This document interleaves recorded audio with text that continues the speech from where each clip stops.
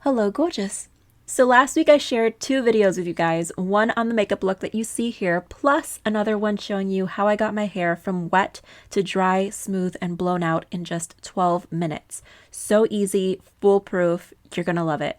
But I did want to share this sleek, shiny, frizz-free hair look. I kind of like to think of this as glass hair. It's sleek and shiny and it stays frizz-free even in humidity. Here's the key though. Like I said, I already blow dried my hair pretty straight before all of this, but the key to getting glass hair and that really nice pin straight look is to really take your time with a flat iron. Section out your hair, move really slowly with thinner pieces, and make sure to really hit those ends too because you want them to be as straight as possible. But I recommend taking thinner sections than you probably normally do just to get everything as smooth as possible. I'm very particular about my part. I like for it to be as perfect as possible. Just take a little bit of extra care than normal, especially with the topmost layers of your hair. But I have a ton of flyaways and that can sometimes kill the look.